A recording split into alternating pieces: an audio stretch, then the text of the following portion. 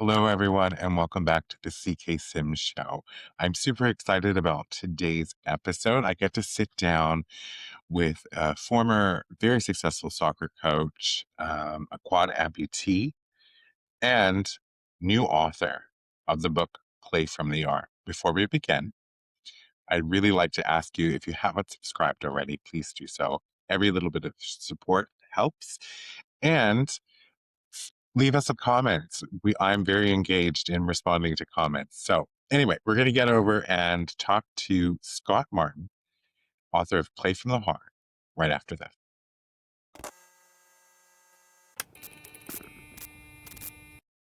A little show of happy, a little show of shine.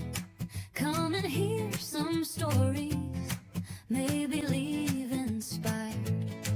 Give your mind a break, maybe heal your soul. Come and spend a while at the CK Sim Show. Hello, Mr. Scott Martin. Welcome to the show. Thank you for being here.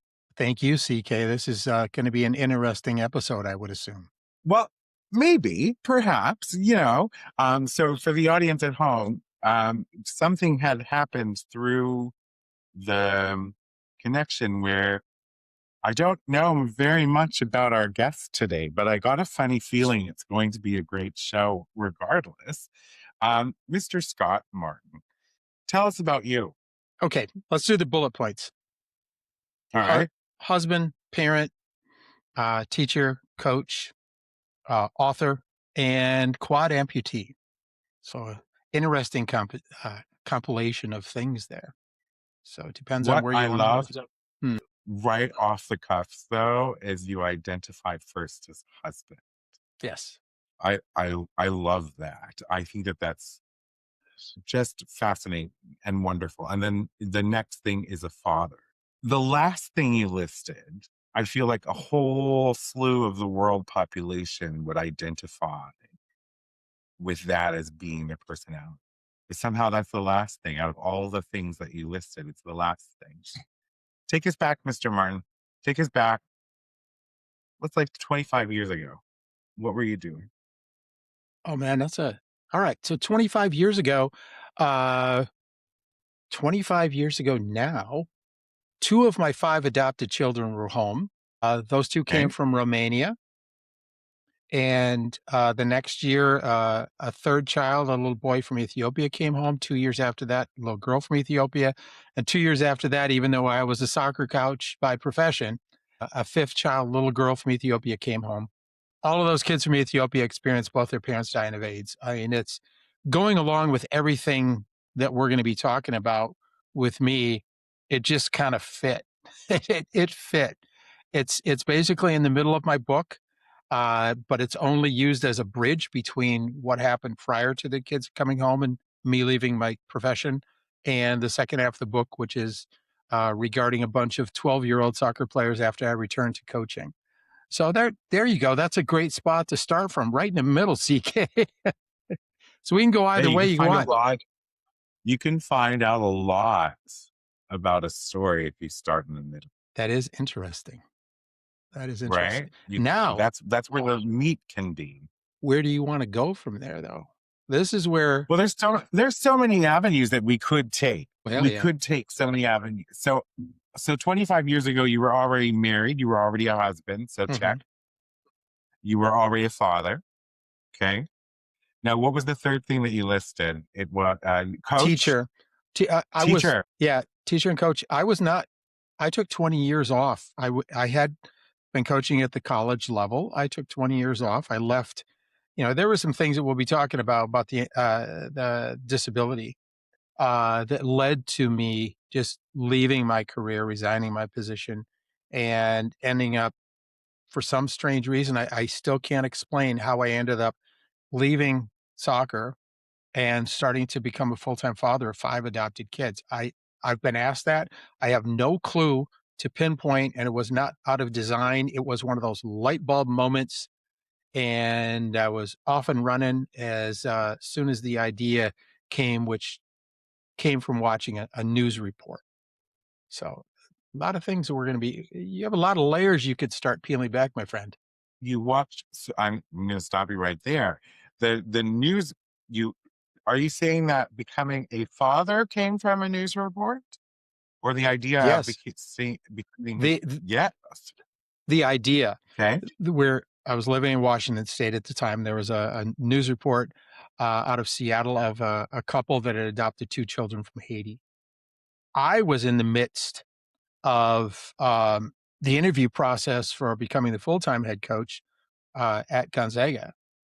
And after I started this process, I mean, the next day I called the athletic director, said, please remove my name from consideration. I'm going to be doing something else. I did not want to tell him the harebrained idea I was going to be going into. So he had to start. They actually pushed off the interview process by a couple of months because I think they, you know, he knew what he wanted and he wanted me, but I decided not to, which is strange. Very strange for me. It's strange. We have to talk more. So then, obviously, you had this idea. Were you and your wife considering adoption, having children? This was in the realm of possibility. You What watched this happened? news. It just, within 10 minutes, I was in the office researching adoption. I mean, CK, I have no freaking idea where the aha moment came from. I knew it came from the news episode, but for me to make a decision within 10 minutes that I was going to leave my career, I had potentially already, was, I believe I was going to be offered a position as a head coach at a Division I program. That was always my objective. I pitched it all. Part of it had to do with my disability and wanting to leave that aspect behind because I had been running into discrimination. I started out as a white guy in athletics that you just, the ladder was there as long as you won. Just climb the ladder, man, to become a disabled. And from there, I started experiencing discrimination. Some of it I brought on myself that I, maybe we'll get into, but yeah, it just whole roundabout way for me to start the adoption process. Okay, so news clip. 10 minutes later, decision was made. Yeah. Researching on the internet to find out, and you ended up adopting, I believe you said two, Two from Romania. See, and the remainder were from um, the other one's for Ethiopia. Ethiopia. And it was Mhm. 5 in total. 5 in total. So that's amazing. Let's pause for a second. So you you were living the dream already, essentially, is what you've said to me, kind of. Yeah. You were in coaching with soccer. When did your disability come about? Okay. Here's the spiel on that. In 1993, I was the head women's soccer coach at the University of Wisconsin at Eau Claire as a Division III program that I wanted to use. I came out of the high school ranks. I was coaching social studies and history and running soccer programs. I won 4 Coach of the Year awards, and so opportunities would come to me, and this one I didn't want to pass up, and I started going in that direction for coaching. I finished my first year there. We were nationally ranked, had a great recruiting class coming in. My summers, typically between playing seasons, I would head over to Europe with a group of players from the United States and play in the top tournaments. And this was going to be no different. But this one was going to be with a group of college players from across the country. Great opportunity. Nike called me during this summer, and it kind of added to my crazy summer as it was, and said, "Hey, we heard some good things about you. We'd like you to come down to the Midwest Regional Camp outside of Chicago." And yeah, you bet. What time, when, where? Fill it all in. The only problem, CK, was I showed up in Adidas because that's what we were under contract for. So it was a little bit of a not really an embarrassing moment. It brought some laughter. I'll say it when I met up with the head guy, was introduced to the other coaches and players that were going to be attending the camp. Um, so it was here at the Nike camp that I started feeling poorly. And the first night I started feeling bad, I had to pull myself out of a coaches exhibition where there were national team players there, coaches from across the country. I mean, I was in heaven, man. It was just beautiful. I had to pull myself out. And I woke up the next morning realizing that something is wrong, but I had no clue where hospitals were. But My my mom was an hour and a half away in Southern Wisconsin, so you go to mom. And as soon as she saw me, and this was before cell phone, CK, so she had no idea. I actually was supposed to show up the next day to see her on my way up to Minneapolis, St. Paul for recruiting. As soon as she saw me, she said, "You get your butt over the emergency room." I didn't even hug her. She said, "You get your butt over the emergency room. Something's wrong." Presented temperature 102.8. They didn't take a blood test, which we'll get into. And the last thing I remember was pulling out of the driveway with my stepfather driving and my mom standing outside her kitchen door, just looking really freaked out because it had continued, actually gotten worse the next morning. And I woke up a month later from a coma to learn that I had contracted Group A Strep with necrotizing fasciitis. The media at the time was calling it the flesh-eating disease. And no, folks, it's not bugs or anything. It eats flesh. It's just how the body protects itself with white blood cells. Okay. Yeah. So first thing that ran through my mind was, well, I'm done playing. And that's when I made my first stupid mistake. I will call it a male mistake. And deciding, oh, it doesn't matter. I need to get back to work. I realized that I had missed Europe when they went over and they won 3 tournaments, which is great. And my players were going to be arriving soon after talking to the doctor and finding out what date it was.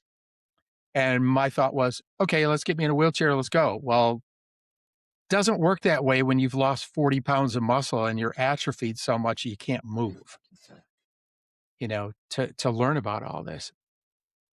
So adjustments started happening in my mind right away, which is what would end up being a bit of a downfall 5 years later, as I ended up running into the brick wall of depression.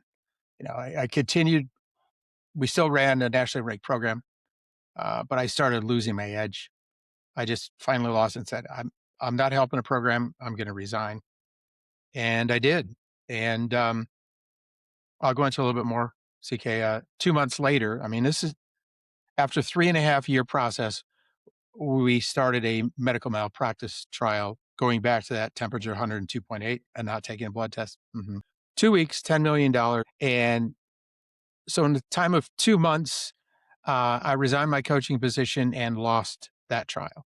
So if you want to look at this as a fork in the road or look at it as I stepped on a rake and it smacked me in the head, I don't know which way you want to do it. I had no job, no income, no idea what I was going to do next. But I knew, damn it, I needed to change the direction of the pendulum, which is my life. I needed to change that.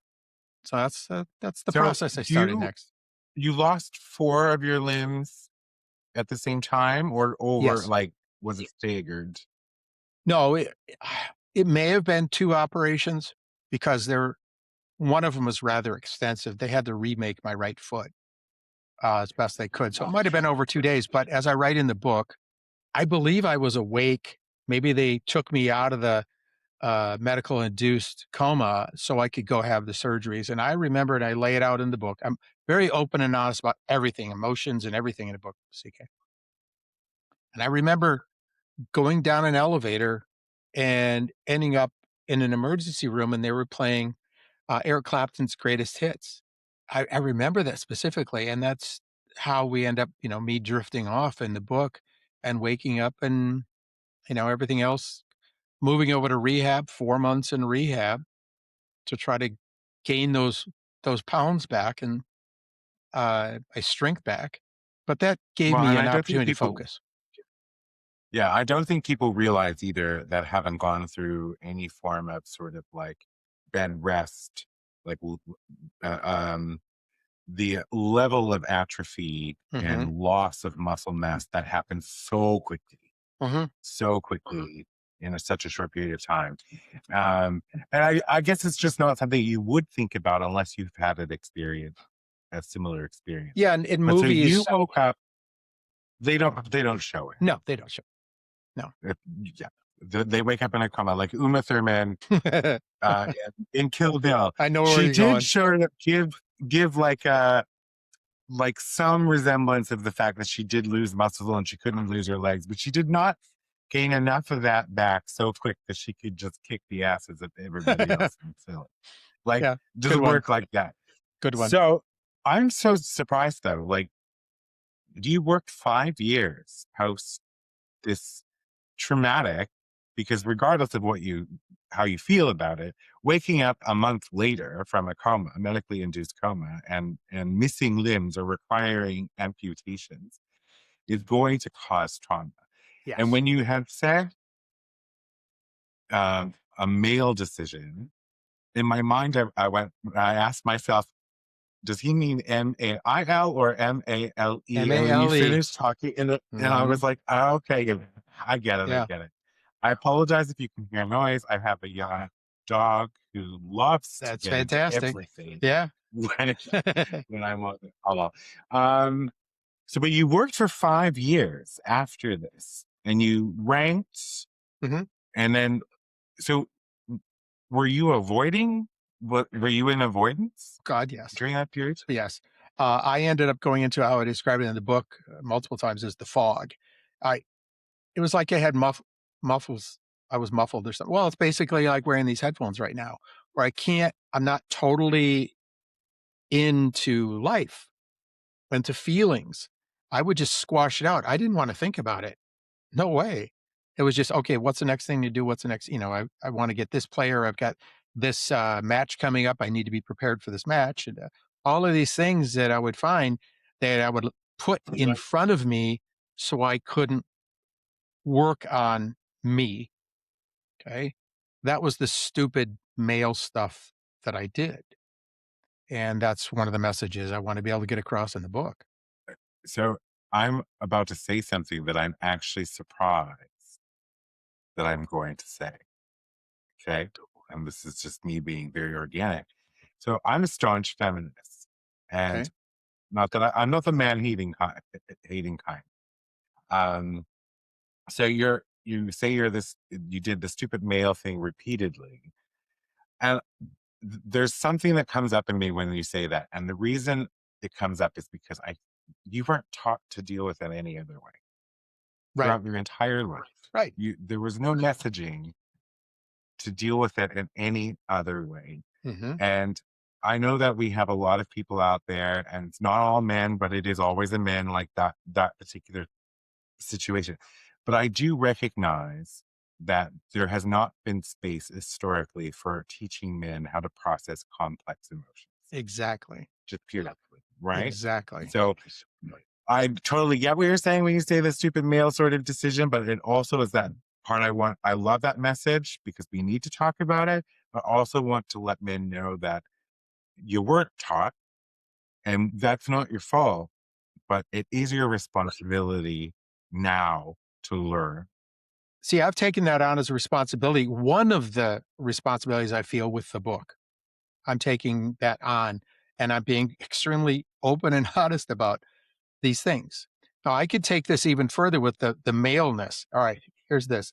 So after the amputation, still coaching, and I did return later, and we'll get into that, I'm sure. Before matches, you typically go shake the other coach's hand, maybe talk with them a little bit.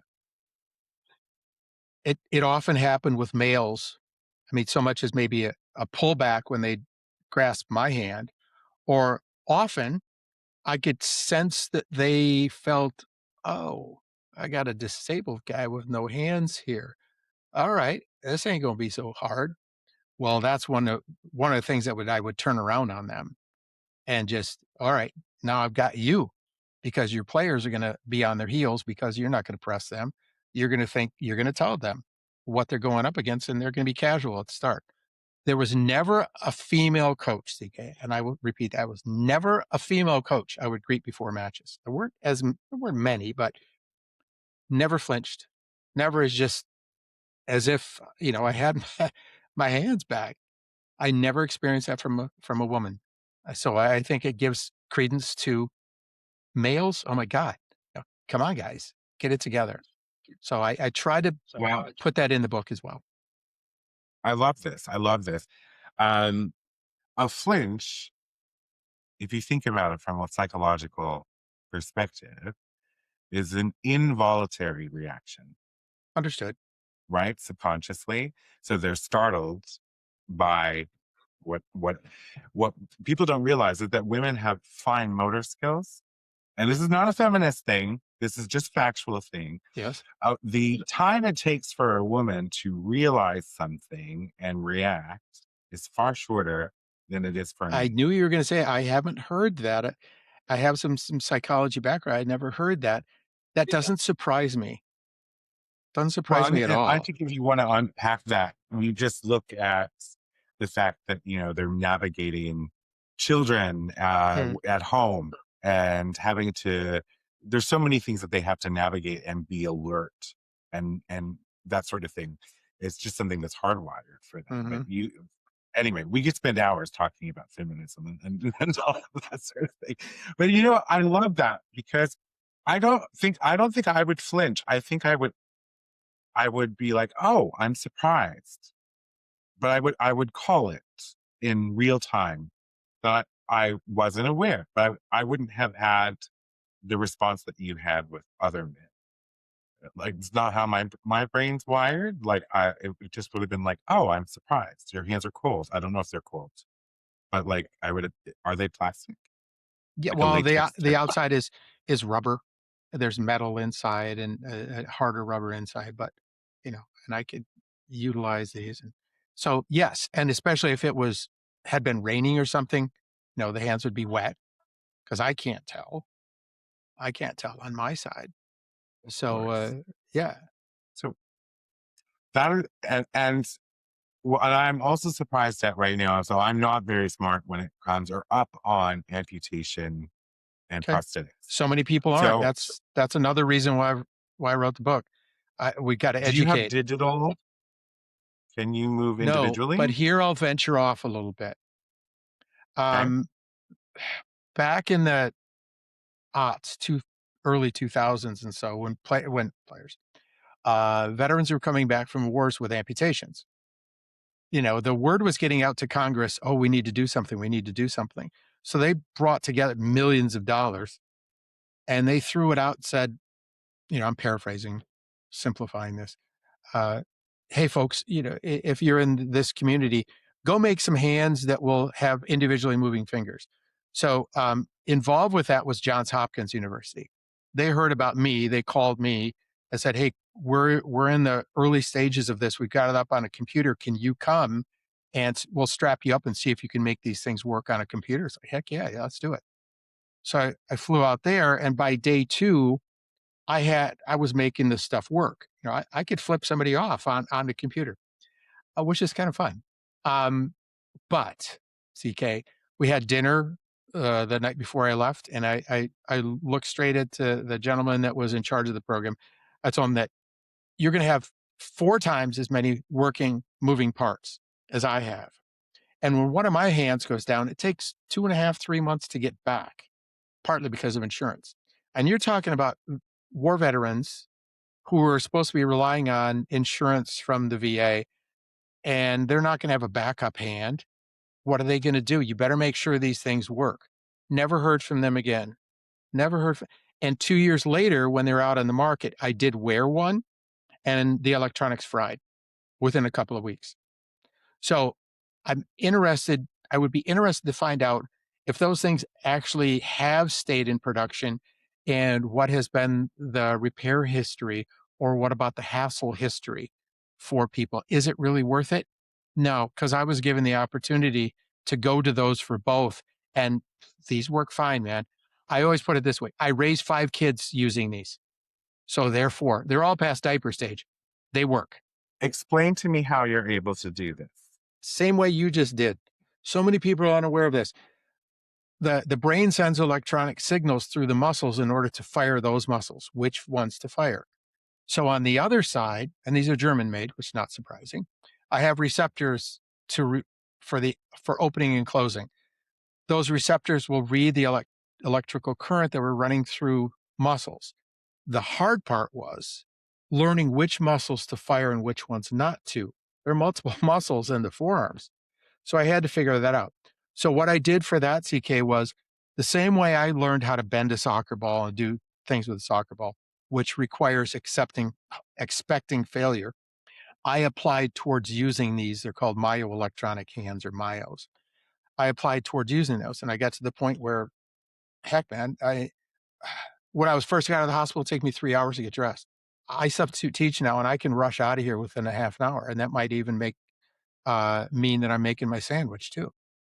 It's just repetition, repetition, same as training with a soccer ball. Same exact thing, and expecting failure and accepting failure. So I love there. that. I love that phrase that you've said a couple times now, expecting failure. And I love that because if you go into anything expecting failure, then I think you're going to succeed. If At you some point, you're if you going to accept it, you can accept it. Yes, Yes. Expecting is one thing, but then when it happens, accept it as part of the process. It's part of the learning curve. Yeah, absolutely. that's And education. I mean, it is. It is. The people who are, I am sometimes, and I'm less now because I've done a lot of the work, but a perfectionist, right? Okay. And Okay. and perfection is like the killer of joy, Mm, right? It's the okay. killer of joy. And I love to sew. Am I very good at it? Yeah, I'm okay. But Okay. I make lots of mistakes. Love to crochet. Am I great at it? No, but I love it. And I once upon a time in my life, I would make a quilt and then notice that one sort of panel was off by a few inches, and then it was like seam ripper, pull everything apart and start over, and getting so worked up because it couldn't be look like it came out of a machine. That's what I was trying to strive for. And then I had to make the decision at one point in my life whether do I do this and accept that I may never get the perfect line or the Mm. perfect stitch or whatever, and just enjoy the process and enjoy the final product? Or do I go at it and say, I need perfection and just give it up entirely, Adds right? If I had to character. make Adds character. Yes, absolutely. There you go. Absolutely. Many cuss words. I have a very strong cuss word withholding. So you went your 5 years with the soccer. And do you mind if I ask how old you were when this happened? I was 1 week past turning 35. So, And yeah, you've now lived with the disability for how many years? Because you going said a on. 20-year break. Yeah, but so I'm 67 right now, so 32 years. Here's one thing I have coming up after I hit 70, CK. I thought about this in the beginning, and I'm actually coming towards it. How am I going to feel after I reach the point where more than half of my life has been disabled or missing limbs? I think I'm going to be okay. I have come full circle. I'm back to being the cocky self that I was, and knowing that, damn it, I know what I'm doing, especially when I'm coaching or I'm in the classroom. I know exactly what I'm doing. So I'm okay with it. So we'll see what happens after, like a couple weeks after I turn 70. It's fascinating to really think about it because you will have lived, like you said, half your life pre and post. Hmm. And you seem very well adjusted now I am. from how you're presenting yourself. I don't know outside of the camera, but I know what you're telling I am. and the energy I'm getting. But okay, I'm gonna go back to the middle for a second before the kid. Okay. So you had shut down. You had did the avoidance. Hmm. You did all the male decisions that you said that you did. Hmm. What was the turning point? Was there a point where you realized that it was depression that you were in and that you needed to step away?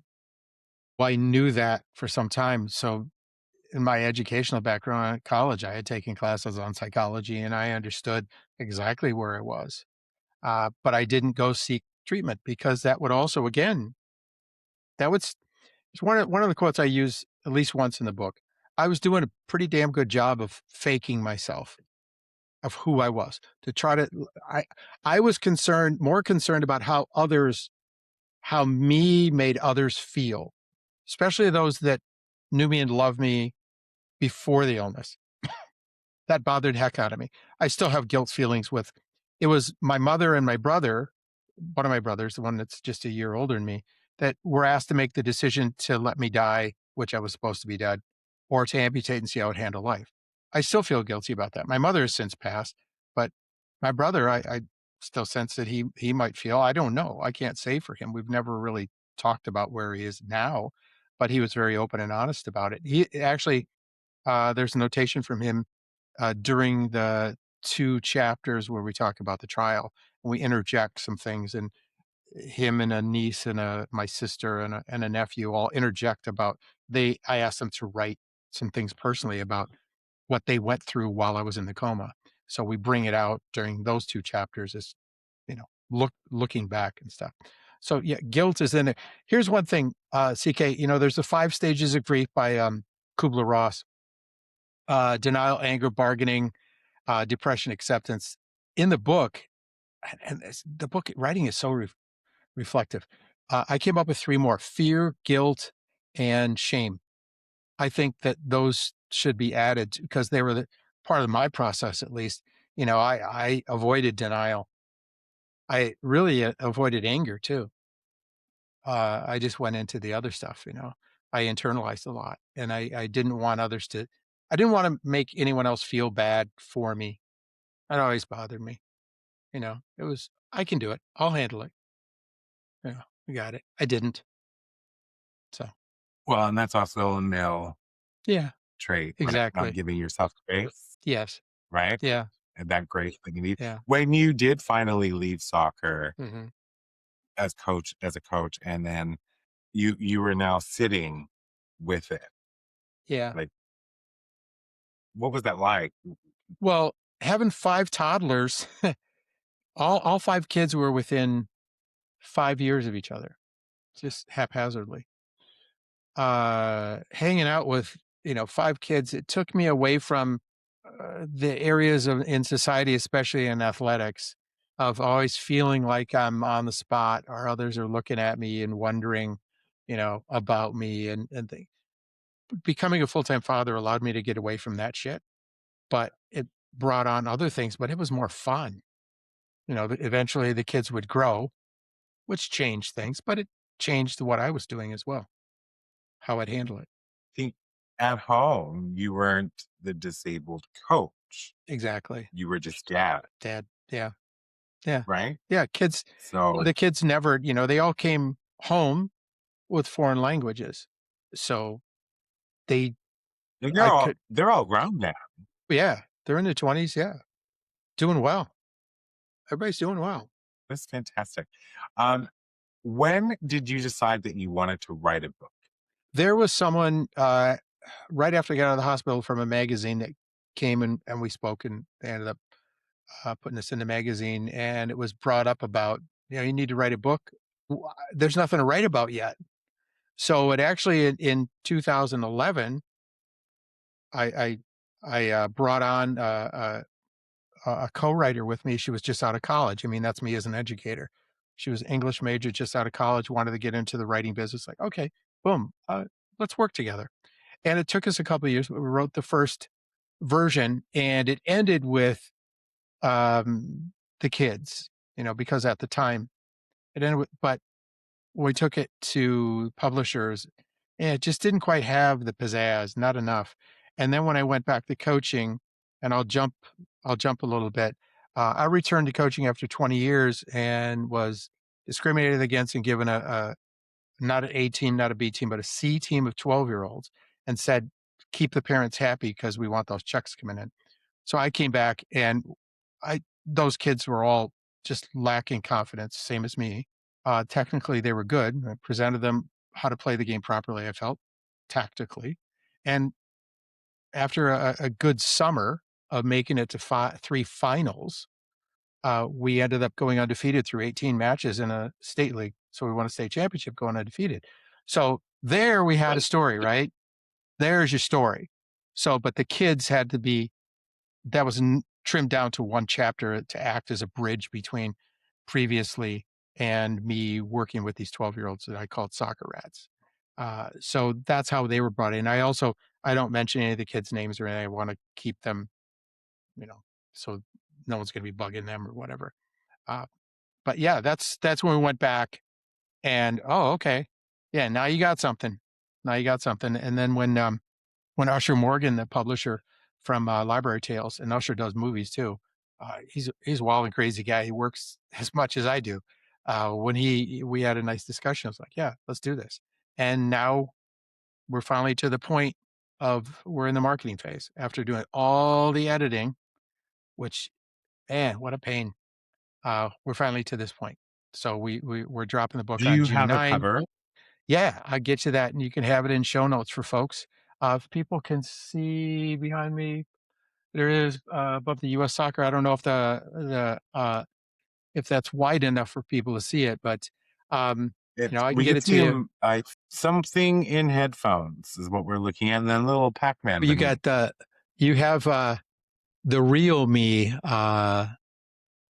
and that's my monkey that's been with me since I have been writing. I'll see if we can bring it out a little bit more. There we go. It should be right over here. Anyway, maybe you can, I'm sorry. I apologize because I can't widen it while we're on screen, but I'll get it to you. And we've got links. We finally, Simon and Schuster is our distributor, huge. It took them a damn long time, but we're finally up on Amazon, Barnes and Noble, everywhere people buy books. The book is on there. For It's called Play pre-orders, From Your right? Heart. Pre-orders. Yes. We got 4 months from yesterday when the book drops on June 9, 2 days before the World Cup opens. So we're, tacking onto that, but it's not just soccer. The title of the book is Play From Your Heart, which is shortened from a phrase that I use all the time, turn off your brain and play from your heart. That's the focus where I wanted to get with all my players. So just play from your heart. And it covers, that title I think fits with everything from me, from the illness all the way through, because I always looked inside. I've always been one to play with emotion, coach with emotion, parent, educate with emotion. So to bring it out with that. So yeah, we're in the midst of kind of doing a podcast tour. I'm scheduled for over 50 podcasts. I think we're right smack dab in the middle, pretty much with UCK. So it's been, Amazing. yeah, it has been really interesting. Well, I think, there's a couple things I want to pop back to you because I want to go back to the wow moment.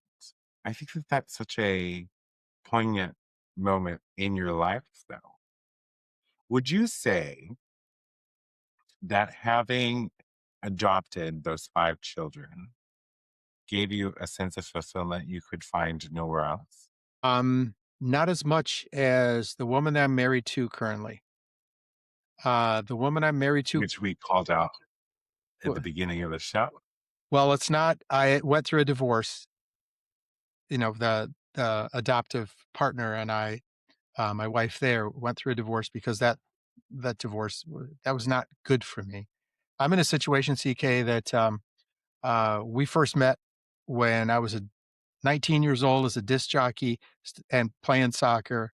And the night before the disco opened, I walked in after taking a pee break to go up to the booth, and I saw this girl. She was 17, a senior in high school.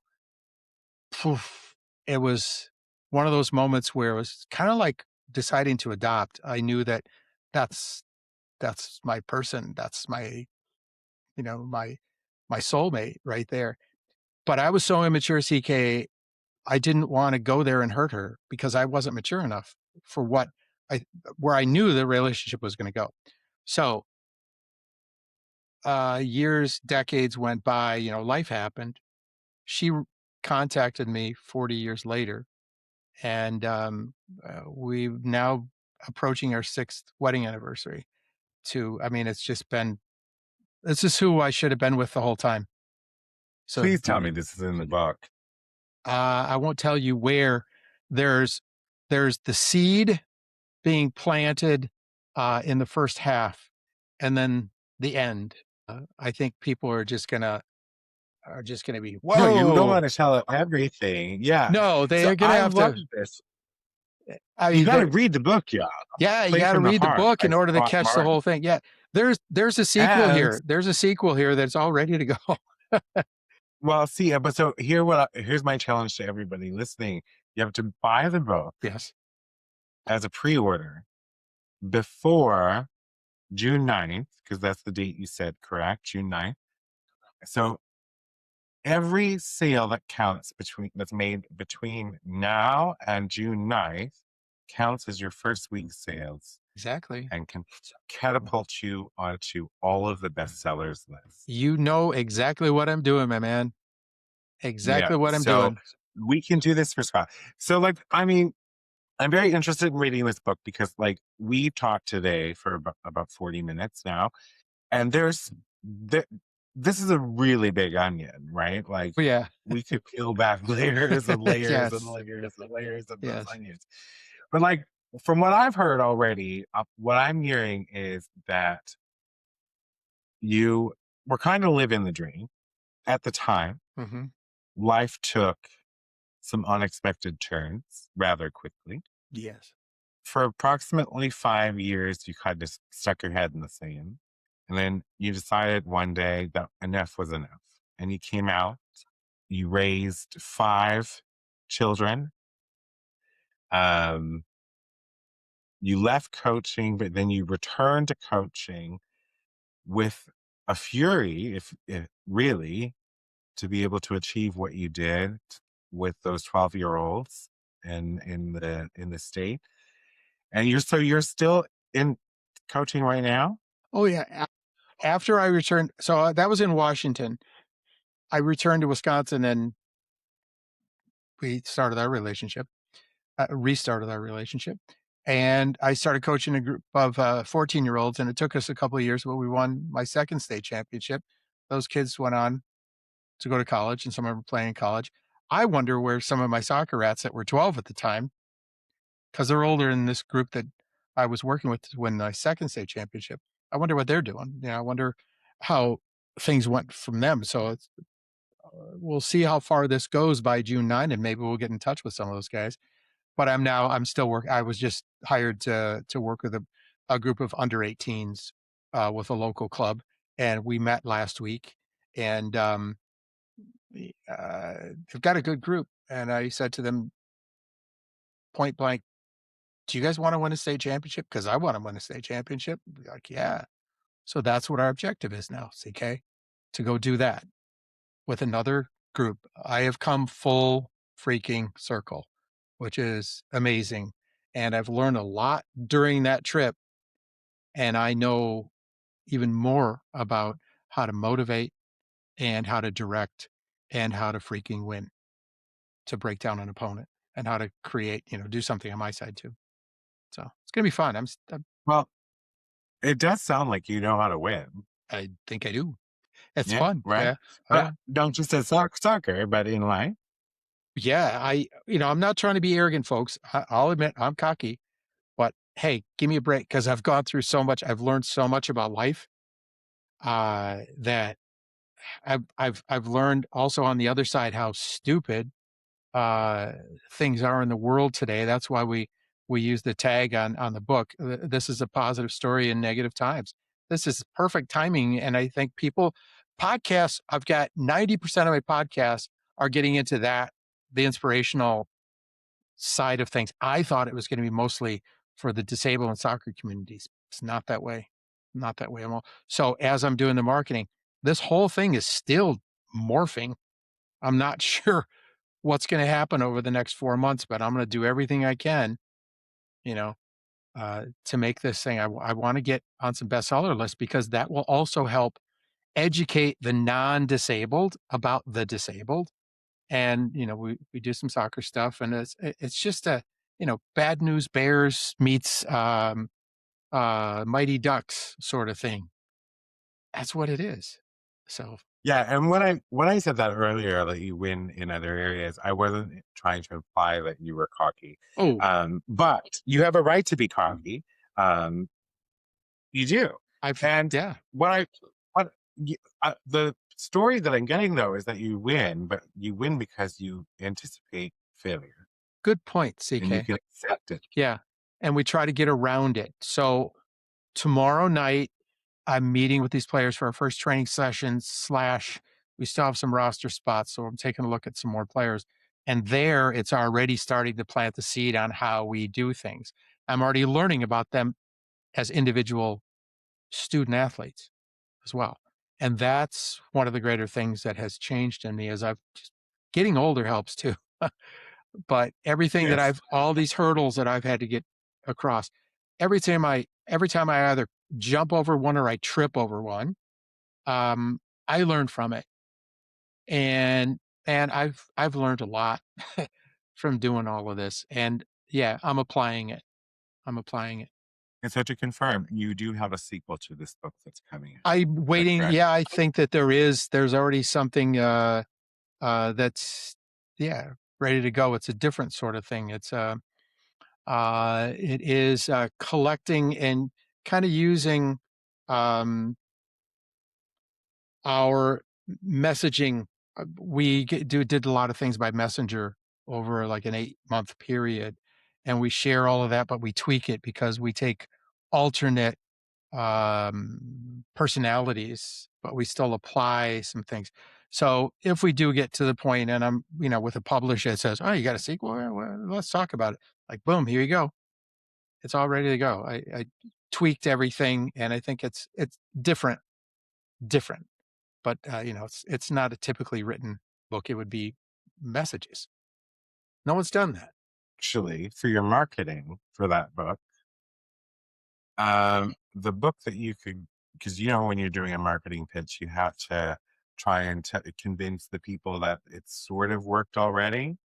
About Last Night is a book based off of messages. Really, about last night. Yeah, Okay. about last night. I'm hoping that I have the title perfectly right, but it's about last night. It's a collection of messages about last night, Okay. like the shenanigans, random people who went out and then to text the next day about the night before. But so that is a great way to sort of position that that was a big book, Well, right? I It's just a wrote great it way to. down for myself. I'm going to go start studying it and digging into There it. you go. That's something to reference. So if you were to tell the world, and first of all, I just want to call out real quick because I was in my head like, am I going to do it? Am I going to say it? But I'm sort of 2026 is my year, just like Come on, man. doing it anyway. Minnesota is my favorite place in America right now. So Okay. like, right? Yep. Uh, Yep. like I'm Enough. so proud of that state Yes. and the pushback and the fight against fascism. And Yeah. and I'm not even an American. I'm from Canada, but I love all of my American people. Like love them. Thank you. And we people always say, we're different countries. We are different countries, and we do have differing value systems, but there's more alike than there is Yeah. different Oh, yeah. between Americans and Very Canadians. much. Very much. And it's yeah, so very proud of Minnesota right now. So that's my call out. If you could tell the people at home, not even just about the book, but you could give a message to the people at home, anybody, what would it be? Simple. Trust yourself. I Okay. don't think that's followed as much. I substitute teach at a local high school. And that's a kind of a message how I present all sorry, all the students know me about how open and honest I am and how I talk with them about it's okay. It's okay, accept where things are at. So that's kind of a message from the book and also I guess where I'd want people to be thinking from the book, I hope, is that it's thought provoking. So if we can get some people to think about things and maybe settle down a little bit, because again, it's a nice story that is freaking needed now. We need a reprise from getting away from all the crap. Um, yeah, it's trust yourself. I love that. I love that. And that's an onion in itself, Oh, you got that? like to Yeah, think it's a good about. one. Yeah, exactly. Yeah. Yeah, Like just trusting yourself, learning that process, yeah, giving yourself grace, showing yourself kindness. yeah. It all kind of goes together. And so we know about we talked about the sequel, but like the book's coming out in June. Play from the heart. No, play from your Playing heart. from Play from your Play heart. from Your Heart Yes, by Scott Martin. It is up and available for pre-order now yes, on all major online retailers. exactly. Go out and purchase a copy of the book, tell your friends about it, get a copy of the book. This way, week one, we can catapult Scott Martin into the bestseller list, Yeah. right? That book. And then more people get to hear it. It's going to talk about disability. It's going to talk about your story. It's going to bridge how your 5 adopted children Yep. into the pre and post. Mhm. And you're going to walk away. Well, I think you're going to walk away reading the story of how I am going to walk away from this podcast. Like, I just met a really cool dude with an inspiring story that, like you said, is a little light in the darkness. I think So, so. I yeah, that's what I feel like it, right now. I hate that there's so much darkness. I did not anticipate this, CK. When the last stuff was being done, and probably through a good part of the editing phase, it's turning out to be something totally different. And it's not me. That's not the publisher. It's not the book. It's how people are interpreting and glomming on to the story. Because I think it's it, once it really gets some traction, I think people are really gonna say, "Hey, you know what? Look at this guy did. Yeah, so we can do Well, that." you're also you're doing the circuit, like you're doing your podcast tours, talking about the book. It's podcasts reach a lot of people. I'm not saying that I'm going to reach a lot of people, but like collectively, podcasts reach a lot of people. Yes. You're doing your marketing, you got the strategy in place, and it's Simon and Schuster. So come on, like you've got the mark right there on the brand of the distributor. So I think you're set up for success, Mr. Martin. I hope Well, to we'll get see to what see. I'm happens. I going to mean, purchase a copy of the book, and I'm I going hope to so. keep an That'd be eye great. out Yeah, on the bestseller appreciate it. list. I I So really what's I want to. Part of me doing that is to stick it to some people.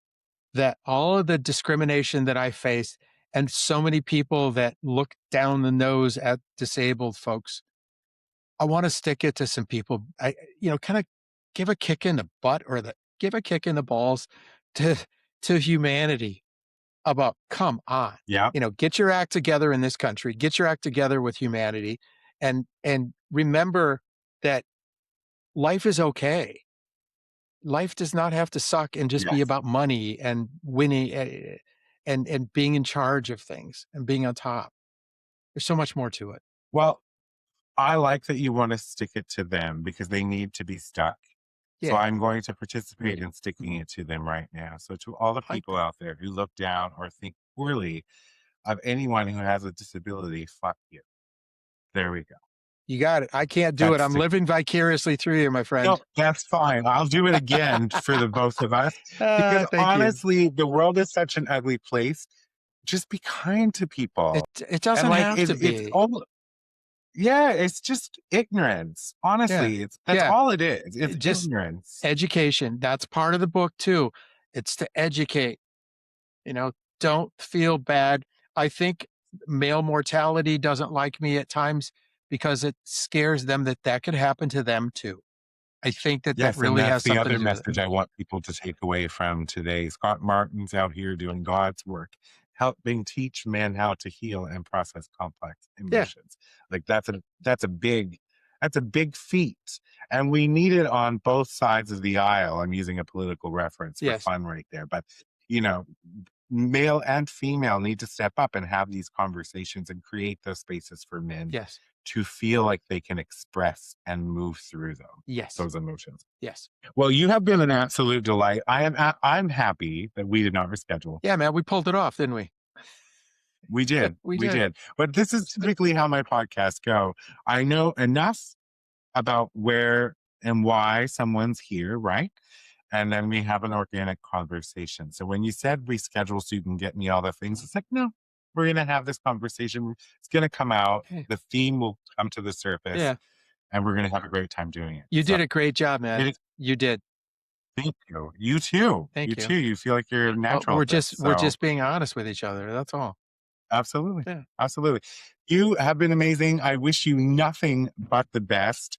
I literally hope I see your name on the bestseller list Thank you. this summer, like June 9th through like July. I like just Scott Martin #1 the whole time that for all summer long, right? Thanks. And especially because it's right before World Cup.